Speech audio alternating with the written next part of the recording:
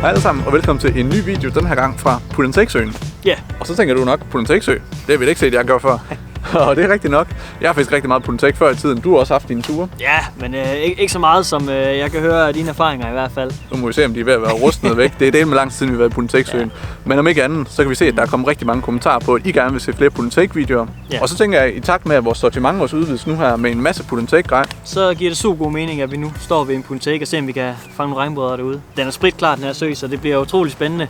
Og fordi man kan se alle fisker nede, så det er også lidt interessant at gå og sidefish efter dem. Ja, vi har faktisk tænkt os at lave en lille challenge i dag.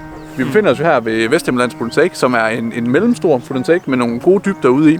Og jeg tror, alle har prøvet det der med, at man står med spændestangen, så kommer der en af de her fluefiskere ned, og så begynder fluefiskeren bare at fange fisk, og man fanger ingenting med spændestangen. Så hvad virker egentlig bedst? Er det fluestangen, eller er det spændestangen? Vi spejser lidt op den her gang. Nu bliver det vildt. Så hvis jeg går med spændestangen og fanger en fisk, så skal jeg aflevere min stang med det samme. Så bytter vi rundt. Ja. Fordi så får vi fisket lige meget med hver. Vi ser, hvad der virker bedst, også sådan op ad dagen. Ja. Og så tænker jeg egentlig bare, at vi skal finde ud af, hvem der starter med hvad. Så som altid, der slår vi lige en sten, saks, papir. Se, om jeg gør det bedre. Der er bedst ud, ikke? Okay. Sten, saks, papir. Sten, saks, papir. Sten, saks, papir. Nu vandt jeg jo den her lille challenge her med sten, saks, papir, og jeg får lov at vælge først. Vi har gjort en spændestang klar herovre, og vi har gjort en fluestang klar. Jeg vil sige, jeg har haft mine timer her ved Put-and-Taken med fluestangen, og det der med at sidefish. Altså, hvor man kan se fiskene og se de tær og så videre. Og nu kan vi se herude bagved, der går faktisk nogle fine ører ude i overfladen. Så jeg hopper på fluestangen. Så tager jeg spændestangen med noget mikroblink. Lad os finde noget vej. Jeg har fået lov at starte med fluestangen nu, og jeg kommer til at køre et rigtig let setup. Vi kører en klasse 4 fluestang, vi kører en flydeline, og så kører vi et par meters fluorocarbon forfang. Og fluerne, jamen fiskene de går godt nok op i overfladen, så jeg tænker at vi kører nogle let belastede fluer, som kan komme lige ned under overfladen. Og så er hele ideen egentlig bare ligesom at få den jigget hen foran fiskene. Og så håber vi jo, at de tager. Nu må vi se, og når jeg har fanget en fisk på flue, så skal jeg jo give den videre til Anders, så bytter vi rundt. Jeg kommer til at starte med sådan en lille bitte en her. Sådan lidt en volleybokker-agtig. 2 små kuglekædeøjne, en fluorescerende grøn krop og så en lille hvid hale. Det bliver første valg. Lad os se, om det er fluen, der fanger den første fisk.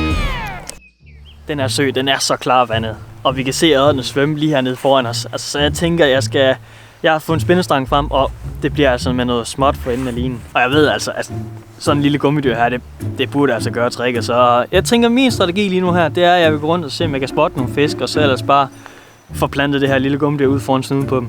Og så må vi bare se, om der sker noget. Det bliver spændende. Nu starter vi jo den her lille challenge her, og jeg kommer til at gå med fluestangen. Anders har allerede startet med, og den ser faktisk fræk ved den der, Anders. Ja.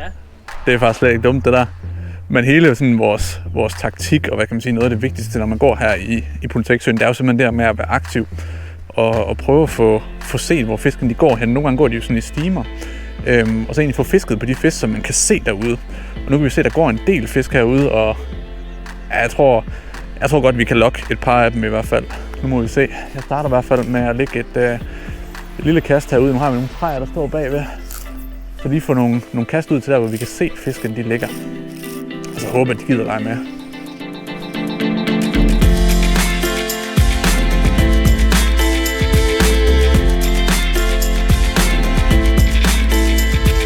Anders. Der er fisk efter. Den får sgu lidt skud med derude. Nu har jeg lige stået og har faktisk haft den første fisk efter her på flue. Anders han siger godt nok også, at han har haft et par fisk efter derovre. Jeg ved ikke helt, om jeg kan stole på ham, eller om han bare gør det for at syge mig. Men jeg havde i hvert fald en fisk efter, der den vendte lige bag ved fluen. Og det var intenst, kan jeg godt sige. Den kom i fuld fart, og så drejede den af. Så jeg troede lige, at jeg skulle til at føre. Men det fede er jo bare her, hvor vi står i det her lille hjørne her, der kan man bare se fiskene. Og vi kan se, at der går kildeørder hernede, og der går regnbuer, og faktisk nogle rigtig, rigtig fine fisk. Så jeg håber, at det er bare et spørgsmål om tid, før at den her lille flue her, den sidder i munden på en stor, stærk ørred.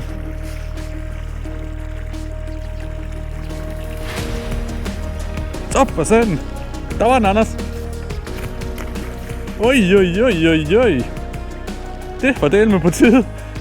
Den tog bare helt inden foran der. Okay. Den er faktisk vild, den der. Ej, hvor sindssygt. Men den kom bare lige ned foran. Ej, hvor crazy. Altså, det tæller vel først, når vi har den op. Ja. Leader touch. fin fisk. Lad os prøve at se, om vi lige kan lægge lidt pres på her og få den ind.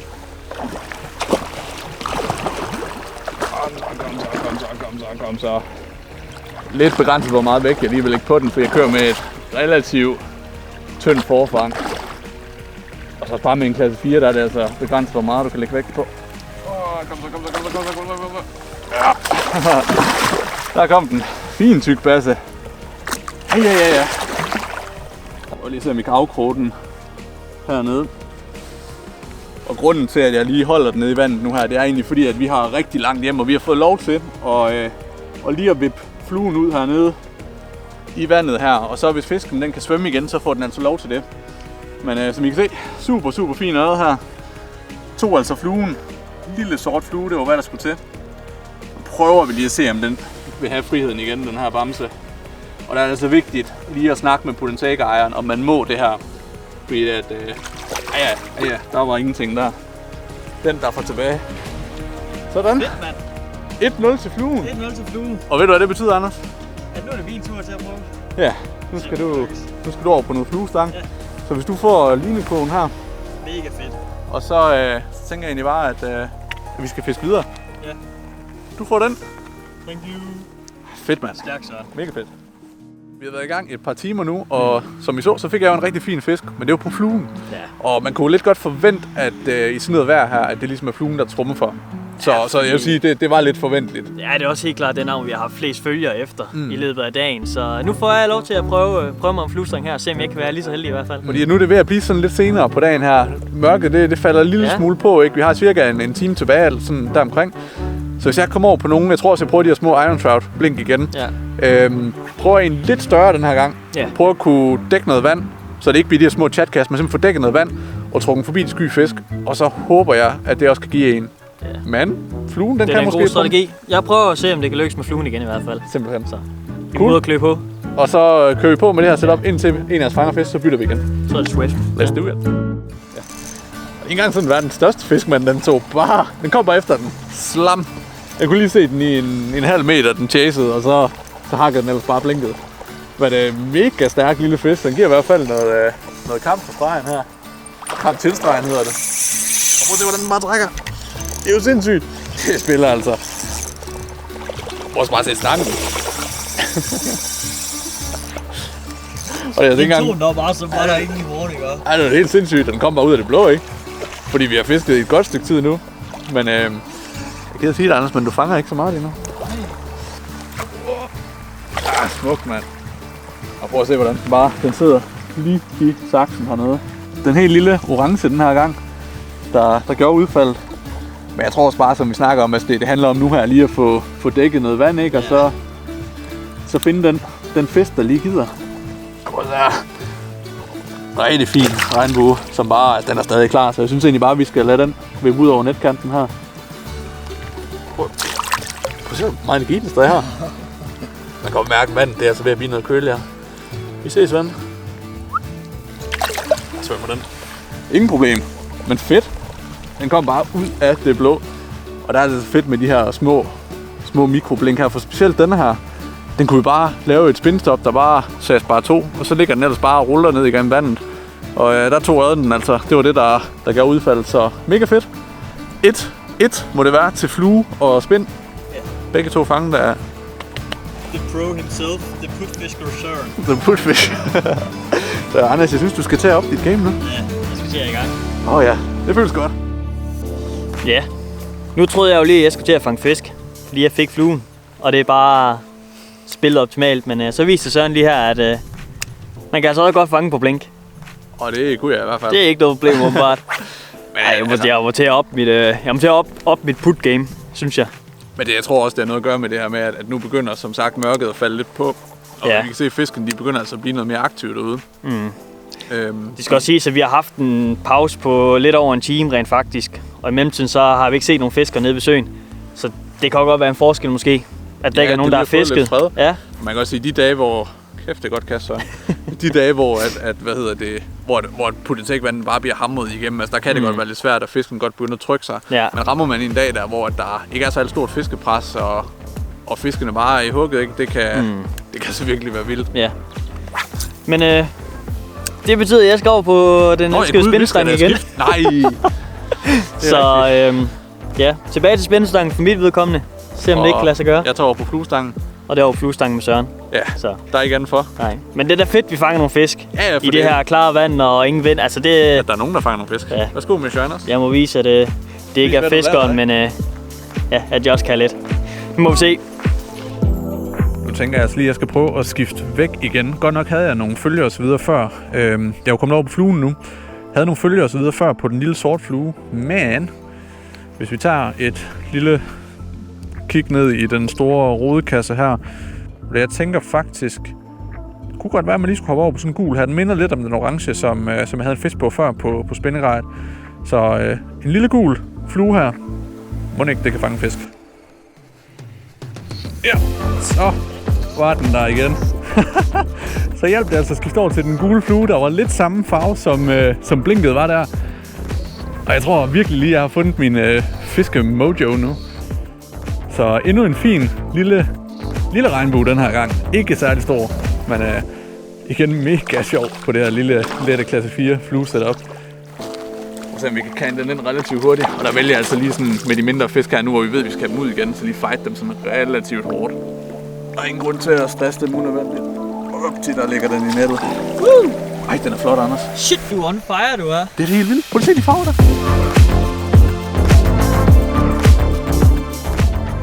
Hvor det er fedt at se også bare sådan nogle skift, de gør det. Er det fedt, når man står sådan, der har en teori, og så man faktisk finder ud af, at den teori, den virker. Det er fandme stærkt. Ligger den og hygger sig her. Nå, den skulle afsted igen. Bye bye. Så hvor den ligger. Ej, det var fandme sweet, det der. Okay. Nu tænker jeg egentlig, at jeg skal over på spændestangen igen. Anders, som I kan se, lige der. Han går over på fluestangen. Så det gør egentlig bare, at jeg går over på den her lille bitte lækre spoon her fra Iron Trout. Så den får et skud, og så lurer mig, om Anders han ikke står med en fisk lige om lidt. Yeah! Hey!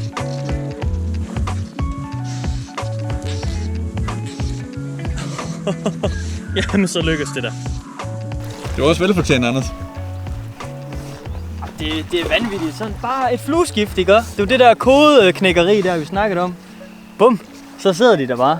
Det er den sådan, er det den fjerde fisk eller sådan noget inden for meget kort tid. Er de bare i hugget lige nu? Ja, det er det godt nok. Så det er mega fedt. Jeg fik et helt chok, da den kom to. Yes. Kan vi lade den blive der? Dejligt. Jamen, det viser, at vi har fundet vejen til fisken nu. Skal vi gøre ham derovre, om han vil have en fisk? Ja. Kunne man godt. Jamen, den er til dig så. Den er omkring de der 1 kilo eller sådan noget. Nu mit flige, ja? Ja, mit flige. Kan. Ja. Dankeschön. Ja, bitte. Jamen, det virker da til, at han blev glad for fisken. Så vi har set ham sætte over et stykke tid uden at fange det, og så er det også bare lidt fladet at stå herovre over kranen, så... Ja, han skulle have en fisk. Han fortjente en fisk, det gjorde han, og han blev rigtig glad, så... Det var fedt. Så hvad står det nu? 3-1? 3 til fluen, ja. Ja. Det er jo godt tegn til mønster. En rigtig god dag her ved Pudenseksøerne ved at lagt mod enden. Ja, det var fantastisk. Og helt sikkert, altså hvis det er noget, I gerne vil se mere til, så husk lige at kommentere ned i kommentarfeltet. Også hvad I gerne vil se mere til her fra Pudenseksøen. Ja. Om det er teknikker, eller hvad det nu er, mere fluefiskeri for eksempel. Helt sikkert. Slup du lige en flue. Anders, slup lige en flue. Jeg fik en flue i halsen. Det er kød alt sammen, Anders. Det mætter alt sammen. Det mætter det hele. Men det var jo flue versus spind. Ja. Og jeg siger, vi har i hvert fald en vinder. Det var flue uden tvivl. Ja. 4-1 til fluen. Ja. Men vi havde masser af kontakter på spind. Ja. Jeg tror faktisk, det var det, vi havde flest kontakter på. Men på fluen, der kom de så bare og der tog de den bare. Altså, og der gik jo lige lidt tid, før vi virkelig fandt koden til at få de fisk til at hugge. Og det var en lysegrøn. Ja, lysegrøn, gullig-agtig flue. Ja. Sådan lidt fluiserende. Ganske simpelt med et lille tungstenshoved, og ja, den kunne hoppe på den, så det kunne ørerne altså rigtig godt lide. De hammer til den. Ja, så en sikker vinder i dag, det blev fluen. Jeg tænker, vi skal ud igen og lave en lignende test. Måske når vandet bliver en lille smule køligere. Men indtil da skal I bare have tusind tak, fordi I så med. Ja. Husk lige at abonnere til kanalen, og Vi rammer snart de 10.000. Det bliver spændende. Oha. Det bliver stort. Indtil da, så hygge jer derude. Ja. Vi ses.